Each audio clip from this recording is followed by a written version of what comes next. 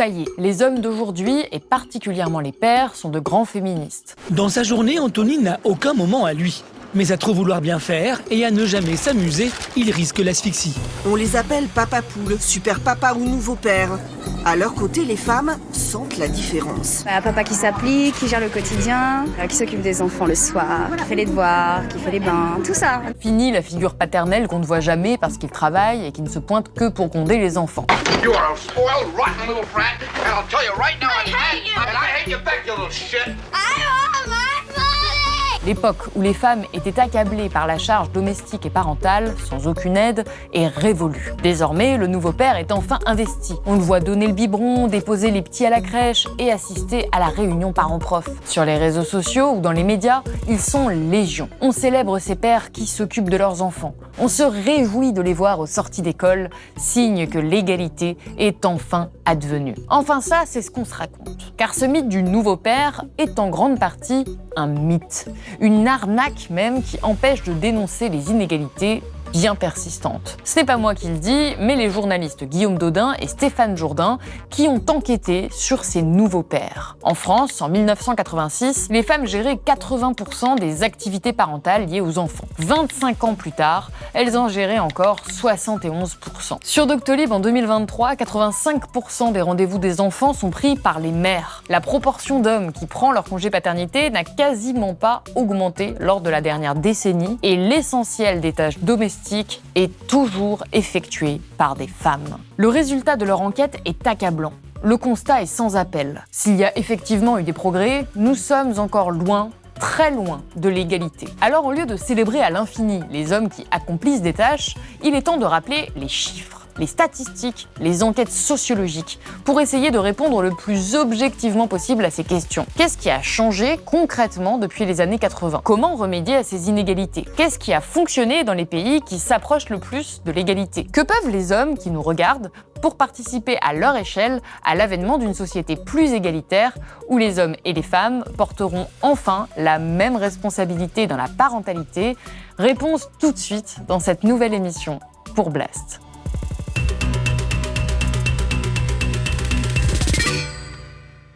Guillaume Dodin, bonjour. Bonjour. Alors vous êtes journaliste en charge des enquêtes judiciaires à l'AFP et à vos côtés Stéphane Jourdain, bonjour. Salut. Vous êtes journaliste, rédacteur en chef numérique à France Inter et je vous avais déjà reçu tous les deux sur le plateau de Blast pour parler de votre première bande dessinée, une enquête en bande dessinée sur la contraception masculine qui s'appelait Les Contraceptés, qui a été un grand succès de librairie, qui visiblement a parlé à beaucoup de monde.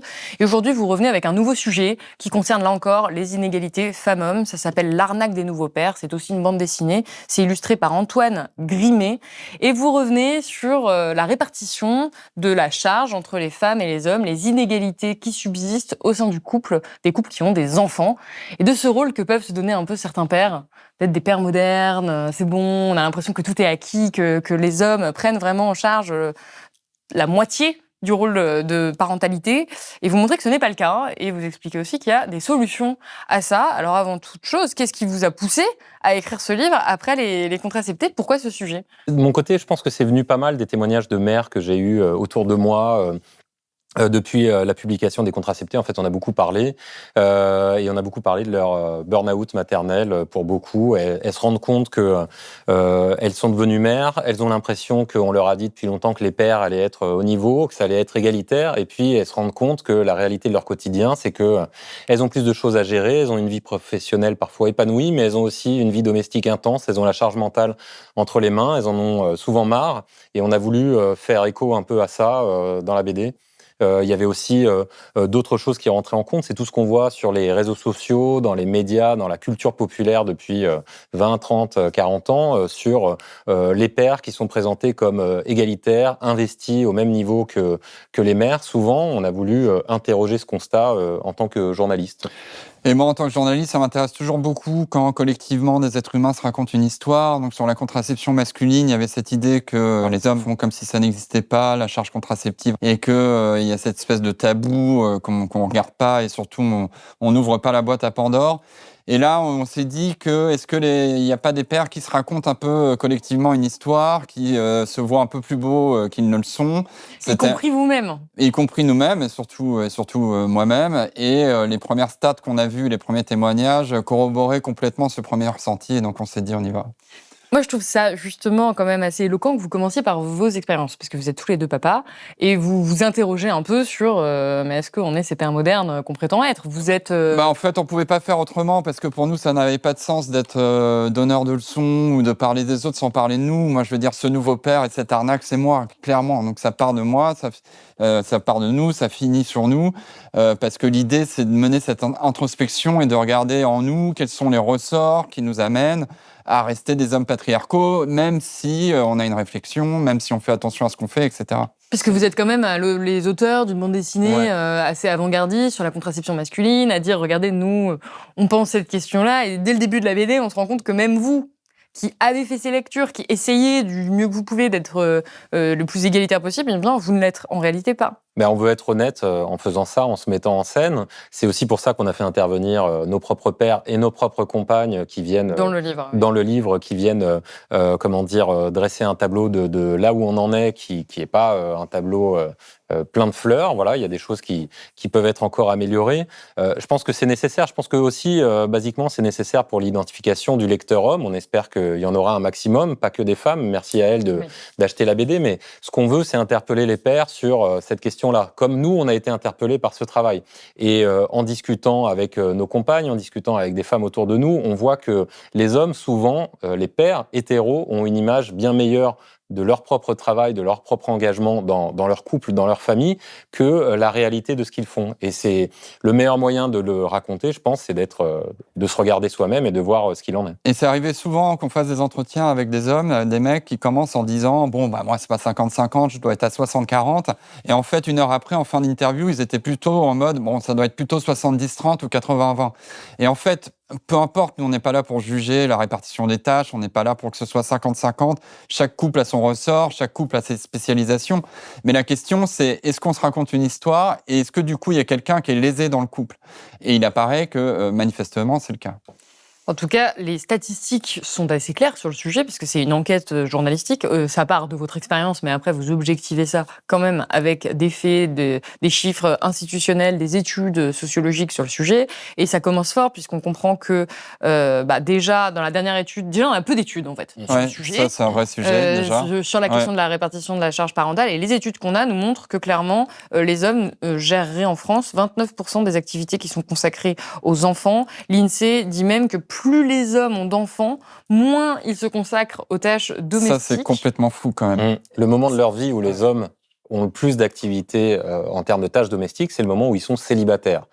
S'ils rentrent en couple hétéro et a fortiori s'il y a des enfants derrière, ils en font moins. Et plus il y a d'enfants, moins ils en font. Voilà. Et donc, ça, mécaniquement, on se dit, c'est parce qu'on se décharge de ça sur une femme. Ça peut être sa compagne, ça peut être une personne souvent racisée qui fait le ménage, qui s'occupe des enfants à la maison. Enfin, c'est dingue parce que dans le même temps, la femme, la mère, elle en fait plus. Donc, ça, c'est ce que décrivaient déjà Lucille Quillier et Tiffany Cooper qu'on a reçu récemment à Blast, cette inégalité de répartition de la charge domestique, en réalité, des tâches domestiques. Et alors vous allez plus loin dans les stratégies que développent les hommes. Et je trouve cette planche vraiment...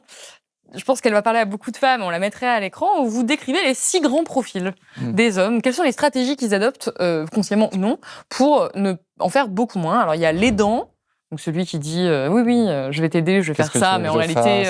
qu'est-ce que je peux faire ? Voilà. Une fois que c'est fini. Il y a le partageur, je fais la vaisselle un jour sur 2, qui compte vraiment tout, mais en réalité, bien sûr, ça se fait au détriment de la femme et de tout ce qui ne peut pas être compté. Il y a le fainéant qui juste on fait beaucoup moins et qui l'assume. Il y a l'élogieux, tu fais ça si bien, ma chérie, c'est superbe, et comme ça le dédouane aussi de faire quelque chose qui ferait moins bien selon ce qu'il dit. Il y a le brouillon, celui-là on le connaît bien, celui-là, le brouillon. Ouais. C'est le ça va.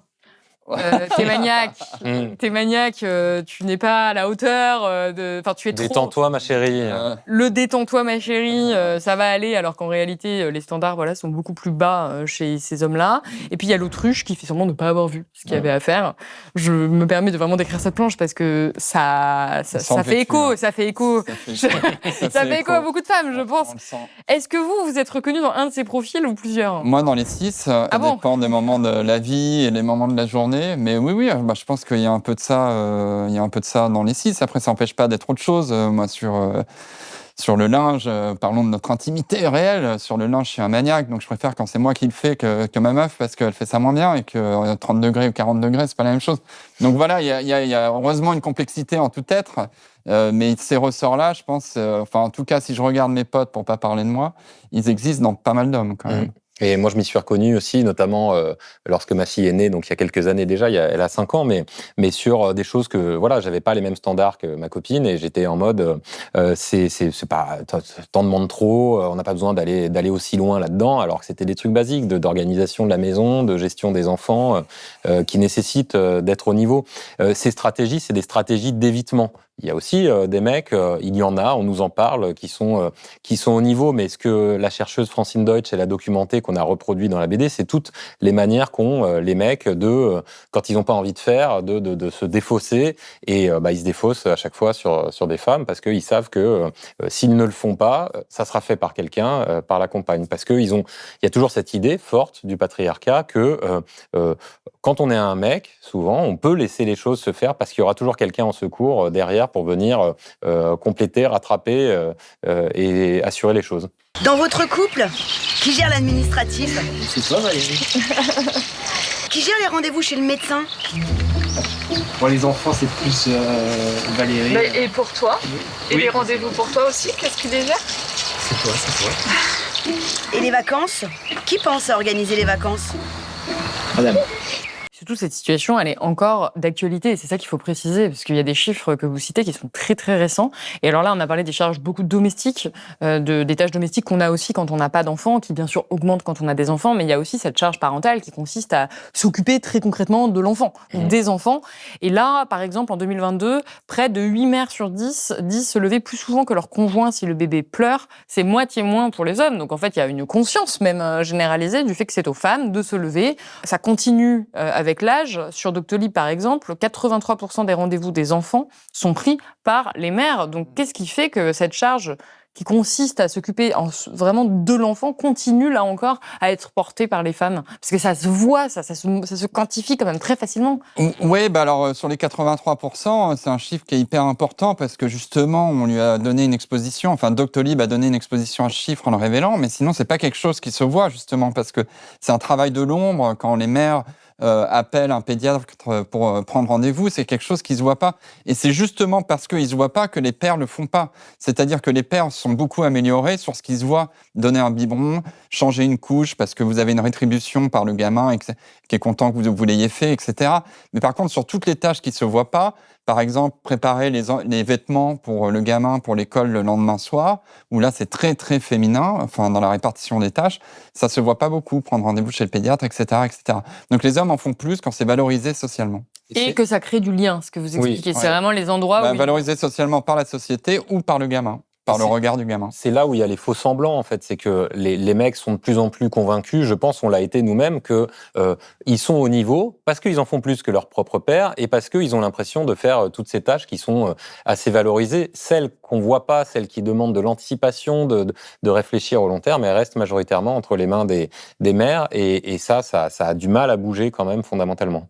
Alors, on va parler de ce qui pourrait bouger, justement. Un des grands vecteurs de l'installation de ces inégalités, c'est le congé paternité, qui, on le rappelle, est quand même déjà beaucoup plus court que le congé maternité, ce qui n'est pas le cas dans tous les pays, on va y revenir.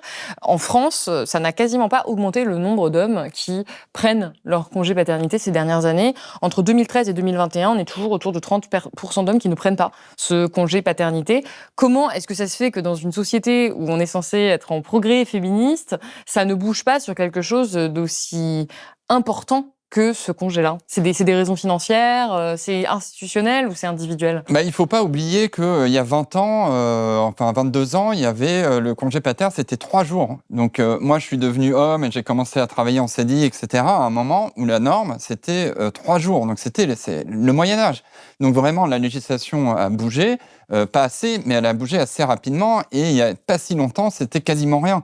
Donc je pense qu'on a grandi dans un truc où la norme, c'est que le père, il prenne rien, ou juste 2-3 jours, quand la maman est à la maternité, on rentre chez soi et hop, le père, on retourne au boulot, quoi. Il y a une question du caractère obligatoire, en fait. C'est qu'à partir du moment où on ne dit pas que ce congé paternité, dans son intégralité, il doit être plus long, et c'est vraiment un rôle que doit prendre le père que de gérer son enfant à la naissance, on a toujours l'impression que c'est accessoire, que c'est facultatif, et que on va prendre quelques jours peut-être pour venir aider la nouvelle maman, mais qu'après on va retourner au travail. Et en fait, quelque chose qui pourrait faciliter la vie des pères qui ont envie de s'investir là-dessus, c'est justement que ça soit obligatoire pour qu'il n'y ait pas cette question, notamment quand on est travailleur précaire, de vouloir prendre ce congé et de ne pas être en mesure de le prendre. Je pense que ça peut être un ressort. Et puis après, il y a ce ressort de... ça reste le rôle de la maman et moi, je vais être là un petit peu pour faire quelques gazouillis et puis repartir au travail assez vite parce que un enfant qui crie et qui fait caca, c'est un peu flippant, quoi. Mais donc, dès le départ, il y a une inégalité institutionnelle au premier jour de la vie du gamin. Et évidemment, cette inégalité, elle va être de plus en plus forte parce que plus elle démarre tôt, plus elle va grandir. Puis vous montrez que c'est très pernicieux parce qu'en réalité, les hommes vont donc retourner travailler beaucoup plus tôt, voire retourner travailler tout court là où les femmes vont pas le faire. Et les femmes vont prendre, les mères, l'habitude de tout gérer. En réalité, sous couvert qu'elles ramènent pas l'argent à la maison, en gros, à ce moment-là. Et donc, elles vont s'occuper de l'enfant, faire les tâches domestiques, assumer vraiment une grande part des choses. Et quand elles vont retourner travailler, elles vont garder une grande partie de ces tâches-là. Du savoir-faire du magistère. Ouais. Et les hommes n'auront pas forcément l'impression de rien faire, parce qu'ils font toujours des choses, ils font pas rien pour beaucoup d'entre eux. Mais c'est pas du tout à la hauteur, de ce que font les femmes. Et ce côté professionnel est déterminant dans la suite que ça va donner. Vous donnez une autre statistique, parce que c'est pas forcément que de prendre son congé maternité, c'est aussi d'aménager son emploi du temps plus tard en tant que femme pour pouvoir s'occuper de son enfant, aller le chercher à l'école, s'occuper de lui quand il est malade, l'amener à des activités. Et vous montrez les chiffres de l'INSEE en 2022. Les femmes, après l'arrivée d'un enfant, ont des changements professionnels 10 fois plus importants que les hommes. Ça, c'est pas que le congé maternité. Non, puis il y a la question de la rémunération aussi. C'est que statistiquement, les femmes sont perdantes en fait à l'arrivée d'un enfant, c'est-à-dire que leur rémunération progresse moins vite, tandis que celle des hommes continue à progresser sur la même courbe, quoi. Elles font plus de temps partiel, elles stagnent plus dans leur carrière. Enfin, elles sont vraiment les premières victimes de ça au bureau. Il n'y a pas beaucoup de batailles pour un congé paternité aujourd'hui qui soit allongé, pour que les hommes puissent assumer plus de responsabilités. Comment vous expliquez ça? Est-ce que les hommes ne veulent pas, en fait, s'occuper de leurs enfants? Pourquoi ils ne se battent pas pour leur droit, qui serait quand même de pouvoir s'occuper de leur enfant, qui est aussi une grande joie? Je pense qu'il y en a plein qui sont persuadés qu'ils n'ont pas intérêt à le faire. C'est-à-dire c'est plus confortable de pas avoir à s'occuper des gamins au début, etc., de prendre en main tout ça. Ils ne se rendent pas compte qu'en fait, ça peut aussi être beaucoup plus agréable et beaucoup plus doux pour eux, y compris pour eux. Et puis ensuite, c'est pas un combat qui est porté. Moi, j'ai toujours été très étonné de voir que les partis de gauche ont jamais porté cette proposition jusqu'à très récemment. C'est quelque chose qui était absent des programmes. Donc, je pense que ça fait pas partie de notre culture française, politique au sens large du terme, de porter ces combats-là. Puis ça vient de bouger. En 2021, on est passé de 14 à 28 jours. Donc, j'imagine qu'un certain nombre de mecs se disent que c'est déjà pas mal. Mais nous, ce qu'on a vu dans la BD, on va sûrement en parler plus tard, mais c'est que peut-être le caractère obligatoire, ou en tout cas une durée plus longue, et aussi le fait de passer un moment seul avec son enfant, pour un parent, c'est le meilleur moment pour créer du lien, créer de la compétence et devenir un parent à part entière. Donc c'est ça qui changerait les choses. Et avec 28 jours, il y a peu de chances que ça arrive. On se retrouve à les prendre dans la foulée de la naissance de l'enfant, ou alors souvent en complément des vacances d'été ou de je sais pas quand, comme quelque chose qui allonge un peu la durée, mais on n'est pas à temps plein avec l'enfant tout seul, quoi. En fait, ton implication en tant que néo-père est pas du tout la même si tu sais que dans 2 ou 3 mois, tu vas te retrouver seul avec le gamin. C'est-à-dire que ton écoute dès la maternité, quand on commence à te donner des conseils sur donner un bain, changer un gamin, elle est plus du tout la même si tu sais que tu vas te retrouver seul. Et alors, on l'a dit, ça commence avec le congé paternité, ça continue après où c'est les femmes, pour des raisons financières, qui vont aménager leur emploi du temps, qui vont moins travailler. Vous êtes allé justement interroger ce monde du travail en disant mais comment c'est possible que moi, quand je parte une fois de temps en temps pour dire j'amène ma fille au kung-fu, tout le monde est là, ah c'est super, bravo, mais en réalité je ne le fais pas.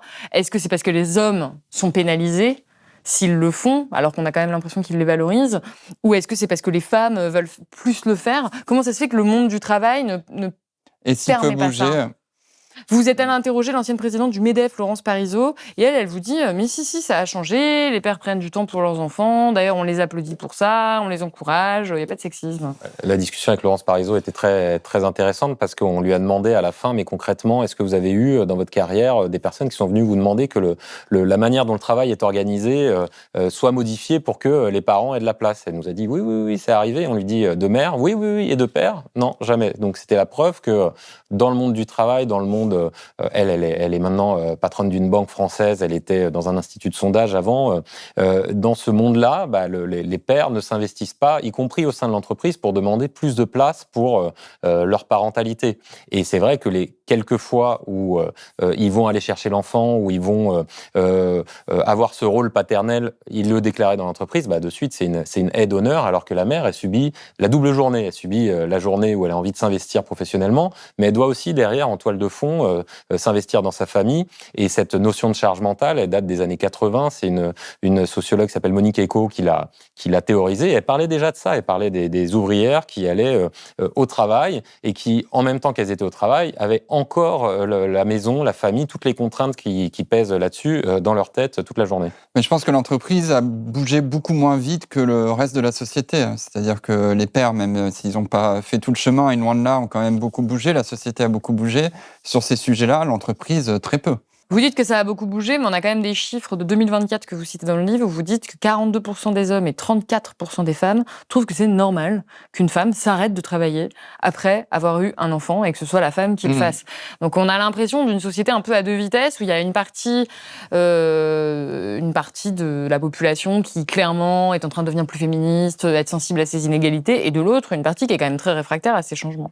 Oui, parce qu'il y a une société qui dit quand même tout le temps aux femmes que leur rôle, ça va être d'être mère à un moment, et une fois qu'elles seront mères, ça va être de s'occuper en premier, de prendre le lead sur l'enfant et de rester là. Donc, quelque part, les chiffres, ils sont pas très étonnants. Ce qui serait intéressant, c'est de se dire que les pères aussi, qu'il y ait cette espèce d'injonction à dire, quand vous avez un enfant, c'est aussi votre rôle de vous en occuper. Si vous êtes en couple hétéro, vous devez être là parce que vous n'êtes pas un assistant, vous êtes parent à part entière, et donc vous n'êtes pas là pour décharger maman, vous êtes là pour jouer votre rôle. C'est gratifiant pour vous et c'est aussi votre rôle. En fait, aujourd'hui, dans une boîte, si tu as un père qui est là de 8h du matin jusqu'à 20h, même si ce père a un gamin de 5 ans, ça va choquer personne aujourd'hui en France. Alors que ça devrait, parce que ça veut dire qu'il y a un problème. Il y a un problème quelque part. Il y a quelqu'un d'autre, indispensable. Et vous parlez également des conséquences néfastes que ça peut avoir, cette inégale répartition des tâches, les tensions que ça peut créer au sein du couple, parce que les femmes, certes, font beaucoup, mais elles sont pour certaines complètement à bout, parce qu'elles ont cette double journée. Elles ne sont pas seulement à la maison, beaucoup d'entre elles travaillent. Donc elles ont vraiment double journée, justement. Et vous parlez du rôle que ça peut avoir sur l'existence des violences masculines au sein du foyer, donc qui sont quand même à pas oublier, on le répète souvent à Blast, mais un féminicide tous les 3 jours. Et vous rappelez que 75% des passages à l'acte violent dans le couple ont lieu suite à une question relative à l'enfant et justement à la manière dont on peut s'en occuper. Et alors vous êtes rendu dans un groupe de parole d'hommes qui racontent pourquoi et comment ils ont violenté leur femme à un moment, et comment ils ont été des hommes violents. Et vous vous rendez compte que ça parle quand même beaucoup de violences liées aux tâches domestiques. Ouais, ça nous tenait beaucoup à cœur de parler de ça, parce que l'idée, c'était de dire que dans ce continuum du père parfait de 2024 qu'on nous décrit et qui n'est pas vraiment advenu, il y a toute cette question de la violence qui est énorme. On l'a vu dans cet atelier, on a eu des pères qui étaient là et qui nous racontaient vraiment des situations assez basiques de la vie quotidienne d'un foyer où ils ont pu dégoupiller et avoir des actes de violence graves. Et donc, mais pourquoi ? Parce qu'ils comprennent pas parce que il y a après c'est c'est des ressorts que moi j'ai quand même du mal à expliquer, mais qui sont dans la masculinité, dans le patriarcat, voilà, avec un recours à la violence évidemment beaucoup plus fréquent. J'ai beaucoup aimé lire ça aussi dans le livre de Mathieu Palin, qui raconte un peu les mêmes choses, avec des témoignages d'hommes, de pères, qui racontent vraiment que la vie domestique peut en conduire certains à des actes de violence. Et ça, c'est aussi quelque chose qui, à mon avis, devait être mis en relief dans le livre, parce que voilà, l'arnaque du nouveau père, c'est aussi l'arnaque c'est ce que dit aussi Rose Lamy dans le livre En bon père de famille. C'est qu'il y a quelque chose à déconstruire de l'image du père contemporain qui serait formidable, mais qui se retrouve parfois, souvent, trop souvent, à être un père violent, quoi. Mais parce qu'il comprend pas, en fait, qu'on lui demande de faire des choses dans la maison, il se sent acculé. Les témoignages que vous commentez à citer dans le livre sont quand même, donnent cette impression. Moi, je pense qu'il y a, peut-être pas des chemins qui se séparent, mais en tout cas, les femmes, depuis longtemps, et notamment depuis MeToo, ont des exigences, des attentes plus élevées et bien légitimes, parce que on leur promet une société qui est égalitaire, ou plus égalitaire, et elles voient au quotidien souvent que c'est pas le cas. Et donc, je pense qu'elles demandent plus de choses, et elles ont bien raison, et c'est pour ça que ce livre nous a aussi conduit à notre remise en cause. Elles demandent plus de choses, et ça peut amener à des situations de tension s'il y a en face des personnes qui sont pas prêtes à se mettre au niveau, qui font pas d'efforts. Voilà. Donc, c'est pour ça que c'est intéressant quand même, c'est nécessaire, d'avoir des hommes qui se remettent en question, qui s'informent sur ces choses-là. Ah bah c'est ce que tu disais tout à l'heure il n'y a pas beaucoup d'hommes qui demandent un congé paternité plus long. Il n'y a pas beaucoup d'hommes qui vont dans la rue sur l'affaire Mazan. Il n'y a pas beaucoup d'hommes, on les entend pas beaucoup, les hommes, à chaque fois qu'il y a un MeToo qui sort pour dire que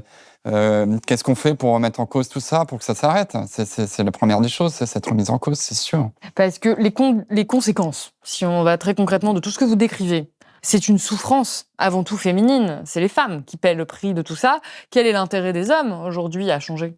Ce qu'on a voulu raconter dans la BD, c'est aussi qu'il y a un intérêt pour les hommes à changer. C'est-à-dire que créer des liens plus forts avec ses enfants, être pleinement investi dans la vie de sa maison, ça ne peut être que bénéfique dans sa relation, je pense, et puis dans sa relation avec deux couples. Vous l'avez vécu, par exemple, ça ? Ah bah oui, bien sûr, c'est sûr, c'est absolument certain. Je pense que c'est mieux d'avoir forcément un foyer où le dialogue est ouvert, où l'autre ne se sent pas devoir tout gérer sans pouvoir en parler. C'est évident que nous, en faisant ce travail, on a voulu questionner toutes les personnes qui sont autour de nous, mais aussi se questionner sur notre rapport à ça, sur la possibilité qu'on a de prendre en compte les remarques de l'autre sur tu fais pas ça bien ou t'es pas au niveau là-dessus. Donc oui. En fait, si on va vers un monde plus égalitaire, les hommes vont perdre des privilèges, c'est une évidence, puisque c'est toute l'histoire de la fin du patriarcat. Les hommes vont perdre des privilèges, donc c'est jamais agréable de perdre des privilèges. Mais de l'autre côté, moi je suis absolument persuadé que c'est quand même plus agréable de vivre dans un couple où personne n'est lésé que de vivre dans un couple où il y a quelqu'un qui est lésé. Enfin, cette société qui va être plus douce, elle va forcément être plus favorable aux hommes. Enfin, ils vont forcément y trouver leur intérêt. Mais c'est forcément dans un deuxième temps. Puis c'est un peu le cliché de l'homme qui, au soir de sa vie, sur son lit de mort, se dit « Oh, j'aurais dû m'occuper un peu plus de mes enfants et de ma famille » et qui le regrette. Bon, peut-être que ça peut permettre d'éviter que cet épisode-là arrive. Vous parlez clairement des changements institutionnels à opérer. Ça peut passer par le congé paternité, par des réformes dans le monde du travail, pour que les parents, de manière égalitaire, aient la possibilité de s'occuper de leurs enfants. Mais il y a déjà des choses que les hommes peuvent faire, ceux qui nous regardent, dès maintenant, en fait. Et vous êtes allé à des ateliers. Alors ça, je ne savais pas du tout que ça existait. Il y a des ateliers avant de devenir père qui existent, qui peuvent être gratuits ou qui peuvent être payants, sur tout ce qu'il y a à savoir, en fait, pour être un bon père. En quoi ça consiste déjà ? Et est-ce que pour vous, c'est une des potentielles solutions ? Alors, on a fait donc atelier gratuit, atelier payant. Atelier gratuit, c'est en hôpital, c'est un cours, un groupe de parole pour jeunes pères. Ça durait 1 heure ou 2, et en fait, c'était juste de la discussion.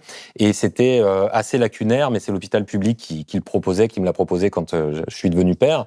Mais c'est mieux que rien. C'est mieux que rien, mais on peut parler, mais on n'y apprend pas grand-chose de ce que c'est que ça va être concrètement d'être père. Et donc, il y a aussi des cours payants qui sont organisés par une entreprise privée. Et j'imagine que on en a vu un, il y en a d'autres qui existent en France. France. C'est 150 €, c'est ça ? 150 € la journée, et tout le monde ne peut pas se le payer. Moi, à la fin de ce cours, je me suis dit que ça devrait être remboursé par la sécurité sociale, parce que c'est utile pour les pères, et même pour plein de mères qui n'y connaissent rien avant de devenir mère. Dans ce cours, on apprenait les gestes basiques, les besoins d'un enfant, mais il y avait aussi toute une réflexion politique sur ce que ça va être que d'être parent, et le cours disait aux futurs pères: ne vous comportez pas comme un assistant, comportez-vous comme un parent à part entière. Vous devez tout savoir, autant que la mère, comme ça vous êtes une personne ressource, c'est un peu managérial, mais vous êtes une personne ressource, vous savez ce que c'est, ce qui est nécessaire pour votre enfant, et vous n'êtes pas tout le temps en train d'appeler la maman pour lui demander où sont les couches ou comment mettre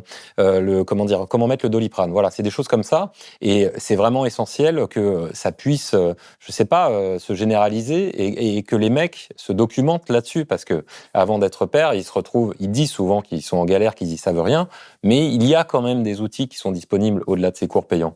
En fait, il y a un énorme problème de transmission pour les hommes, de ce savoir-faire, parce que, moi, de 0 à 30 ans avant d'être père, je pense que c'est jamais arrivé que quelqu'un de ma famille, un aïeul, se tourne vers moi en disant: regarde Stéphane, comment on change une couche, ou comment on s'occupe d'un nourrisson, quoi. Et donc, tu arrives, tu deviens père, tu as une carence de savoir-faire, il y a un problème de transmission. Comment on fait ? Alors, soit on change toute la société, soit on commence par ces ateliers où tu peux au moins rattraper un peu de ton retard. Et à la fin, on a quand même des changements qui ont opéré pour être sur une note un peu positive. Vous êtes allés rencontrer vos propres pères. Donc vous avez chacun votre séquence où vous demandez à votre père quel père il a été, comment il concevait son rôle de père. Et dans la définition qu'il vous donne du rôle de père, on voit bien que les choses ont changé. Quelle est aujourd'hui votre définition du rôle de père ? Qu'est-ce qu'être un bon père ? Qu'est-ce qu'être un père, en fait, aujourd'hui, en 2024 ? Moi, j'ai une image très bête et méchante, c'est en fait, c'est d'être un parent. J'ai pas envie d'avoir un rôle qui serait genré, qui serait différent de celui d'une mère. J'ai envie d'être investi, de faire toutes les tâches qu'il y a à faire, et de pas me dire celle-là je l'ai fait parce que moi je suis un homme et elle c'est une femme. Et voilà, s'il y en a qui me plaisent plus, et à elle pareil parce que c'est comme ça, pourquoi pas. Mais je veux que ça soit on puisse pas y retrouver un germe de genre derrière. C'est ça. Ma définition. Et du coup, c'est être quelqu'un d'investi et d'être quelqu'un qui sert à quelque chose, et pas seulement à ramener l'argent et à mettre une baffe une fois par mois, quoi. Je pense qu'on évolue dans une société patriarcale, donc on est forcément assigné à certaines tâches et à certains réflexes. Donc être un bon père aujourd'hui, je pense que c'est quelqu'un qui d'abord réfléchit justement. Moi j'ai eu un peu mon épiphanie avec ce bouquin sur les tâches les plus valorisées socialement. On est plutôt enclin à les faire, et dès qu'elles le sont moins, on les fait moins. Je pense que c'est pas mal d'avoir une alerte aujourd'hui, d'avoir un petit clignotant dans la tête, de se dire: ah tiens, mais attends, je suis en train de le faire ça. Mais est-ce que c'est pas une tâche valorisée socialement ? Et le rendez-vous un peu relou, l'administratif, est-ce que je suis moins enclin à le faire ? Donc c'est comment contrer les rôles auxquels on est assigné, et tout nous pousse à faire ça, puisque souvent on va avoir tendance à s'adresser, l'école va appeler plus par exemple la maman. Exactement. Quand il y a un problème, donc il faut réussir à contrer ces rôles assignés. Vous écrivez, je me permets de rebondir Guillaume Tonnin, parce qu'à un moment il y a votre femme dans la bande dessinée qui vous dit: oui mais bon, toi tu tiens à quand même bien montrer ce que tu fais, donc c'est aussi...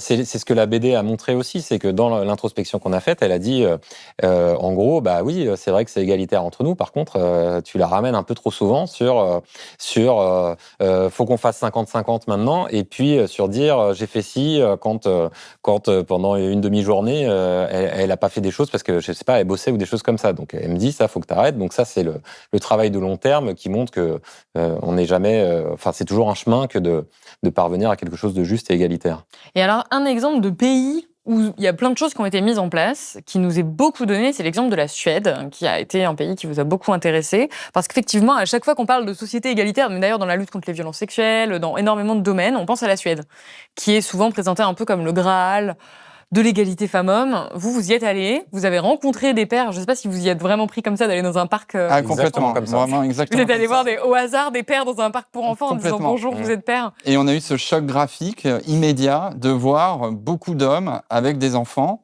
et de voir des hommes en groupe, mais des hommes de 30-35 ans. En plus, ils faisaient hyper beau, ils étaient en short, en t-shirt, ils étaient vraiment à la cool. Il y avait un mec, je me souviens, qu'on a interrogé, il faisait ses pompes tout en gardant son gamin. Et en fait, la plupart de ces mecs, c'était des mecs qui étaient justement dans ce stade où le gamin a plusieurs mois, et eux, ils sont tout seuls à gérer l'enfant pendant que la femme est retournée au travail. Et donc, c'était d'abord un choc graphique de voir autant d'hommes en pleine semaine, à 15 ou 16 heures dans l'après-midi, s'occuper de gamins. Si vous faites la même expérience dans un parc à 16 heures à Paris, vous allez voir essentiellement des femmes racisées qui s'occupent des gamins. Parce qu'en plus, il y a une sous-couche sociale là sur ce. C'est-à-dire que dans les couples où il y a une égalité, c'est souvent parce que c'est délégué aussi à des personnes racisées, plus pauvres, qui vont s'occuper des enfants. Mais donc, au final, c'est ni les hommes ni les femmes qui vont le faire. Et si on sort de Paris, ça va beaucoup être des femmes. Un autre ressort. Oui, bien sûr. Mais là, après, en Suède, tout est organisé justement pour que de 0 à 1 an, il n'y ait pas de système de crèche, donc il n'y a pas d'argent investi là-dessus. Donc, bon, tout ça est très complexe, mais le premier choc, c'était ça. Le deuxième choc, c'était de discuter avec eux et de se rendre compte, dans leurs mots, leur façon d'appréhender cette période, il y avait une espèce de douceur qui se dégageait, de zénitude qui, moi, m'a beaucoup marqué. C'est-à-dire qu'on n'était pas du tout dans le registre de l'effort ou de quelque chose qui cogne et qui va à l'encontre de ce qu'il voudrait faire, et de quelque chose de beaucoup plus zen et beaucoup plus doux. Et ça, moi, cette douceur m'a fait très envie. Mais vous rappelez que c'est quand même pas à idéaliser et qu'il y a encore des inégalités qui subsistent dans ce pays.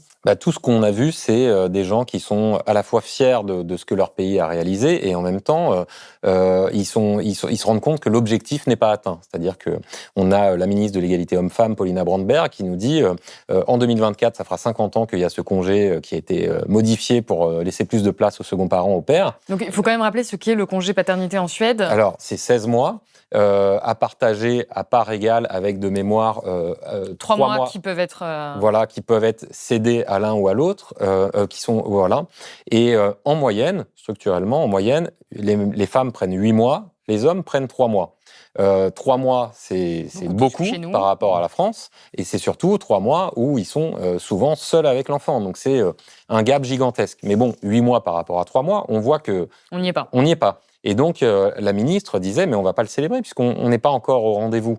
On n'a pas encore atteint l'égalité et il y a encore énormément de choses à changer. On a été ensuite dans une école, assister à des cours pour les jeunes, les collégiens, où ils apprennent à faire, à manger, à nettoyer leur cuisine, à tout ce qui est des tâches domestiques. C'était fascinant à voir des collégiens avec des oreillettes en train de cuisiner des lasagnes et puis de nettoyer, de faire la vaisselle. Enfin, je trouve que c'était un cours très utile parce qu'il y a des jeunes garçons qui font ça.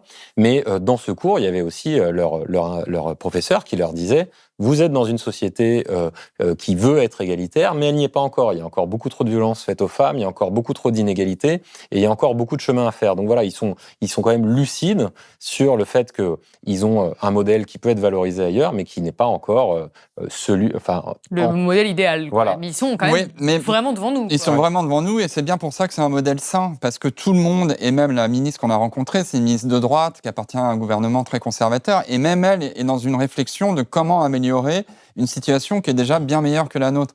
Et donc ça montre bien que cette espèce de gymnastique est présente à tous les étages et que ça montre que c'est un modèle qui est sain. Et donc moi j'ai vraiment eu l'impression quand même concrètement d'aller dans le futur et de me balancer dans un monde avec 30 ans d'avance. Parce qu'il y a un consensus sociétal là-dessus en Suède sur le fait que on doit à un moment à 17h on part du boulot et on va s'occuper de ses enfants ou un peu avant, et si on le fait pas, c'est vraiment une autre norme qu'en France. Si on le fait pas, c'est qu'on est quelqu'un qui travaille mal. Si on n'est pas capable de partir tôt du travail pour aller vivre sa vie autrement qu'au travail, c'est que il y a quelque chose qui ne va pas. C'est une norme qui est complètement différente, qui peut avoir aussi des implications fortes pour chacun. Ouais, et qui fait un peu hurler nos meufs par ailleurs, mais oui, c'est sûr, mais ça a un mérite quand même, c'est de laisser la place à son rôle de parent, quoi. Et alors, vous aviez déjà écrit cette première bande dessinée sur la contraception masculine, c'était vraiment le sujet masculin, et moi, c'est autour de moi, en tout cas, une bande dessinée que j'ai vue beaucoup entre les mains de femmes. Est-ce que c'est quelque chose que vous avez constaté pour la première et que vous constatez pour la deuxième ? Oui, pour la première, très fortement. On a lancé un compte Instagram, et donc ça permet d'avoir des stats genrés. On est entre 85 et 90% de femmes. Les retours... C'est-à-dire un truc qui concerne les hommes, la contraception masculine, il y a 90% de femmes qui suivent. Avec des mecs torse nu en couve, avec des slips, en slip. Là, il y a écrit « père » dans le titre, avec un père dessus. Avec un père dessus. Donc voilà, je pense qu'on va mettre une grosse bagnole de luxe, et puis je sais pas quoi pour les faire venir. Mais c'est un vrai sujet. Non, Moi, je suis contente de vous recevoir, vous, parce que vous parlez de ces sujets-là, mais en réalité, même dans le traitement journalistique, il y a très peu d'hommes qui parlent de ces sujets qui concernent les hommes et les femmes, et on a la sensation d'être en minorité à parler d'être une majorité de femmes et que les hommes sont en minorité pour en parler et s'y intéresser. On nous disait que le fait d'être des mecs qui parlent de ces sujets-là faisait que des mecs allaient s'y intéresser. On voit que le principal vecteur de transmission de ce qu'on fait, c'est des femmes qui le répandent autour d'elles à des hommes pour leur offrir, les éduquer, les avertir sur des choses. Et c'est un peu décevant. Après, il y a des mecs qui viennent vers nous, qui nous parlent de notre travail, qui se posent des vraies questions autour. Et ça, c'est super, mais ça reste un peu minoritaire, quoi. Et on a fait beaucoup de dédicaces et beaucoup de rencontres en librairie partout en France. Et il y a des fois, on s'est retrouvé avec 100 personnes dans une salle, il y avait 90% de meufs. Qu'est-ce que vous voulez dire aux hommes qui nous regardent, là? Qu'est-ce qu'ils peuvent faire? Bougez-vous le cul, quoi. Je sais pas, it's time to, non? Ouais, c'est bien résumé. Non, mais après, c'est des choses basiques, quoi. C'est ça. Se documenter, ça peut être bien. Discuter avec sa copine si on est hétéro, ça peut être pas mal de voir comment elle voit les choses de ce point de vue. Et puis surtout, si on a des enfants, c'est cool aussi de s'en occuper et de prendre du temps pour ça. Il y a de plus en plus de mecs qui le font, mais il est jamais trop tard pour se poser toutes les questions là-dessus. Eh bien, écoutez, merci beaucoup d'être venu sur le plateau de Blast. Merci. C'est la fin de cette émission. Je rappelle que votre livre, L'arnaque des nouveaux pères, est disponible aux éditions Glénat. J'espère que cette vidéo vous a plu et qu'elle vous aura donné envie d'avoir des discussions sur le sujet avec votre entourage. Si cette émission vous a parlé, n'hésitez pas à la partager ou à la commenter. C'est important parce qu'en ce moment, l'algorithme de YouTube ne nous aime pas beaucoup. De plus, si vous voulez soutenir notre travail, c'est vraiment le moment de faire un don avant la fin de l'année ou de vous abonner sur blast-info.fr. Je vous rappelle que cette émission est disponible en version podcast sur toutes les plateformes de streaming et moi je vous dis à très bientôt.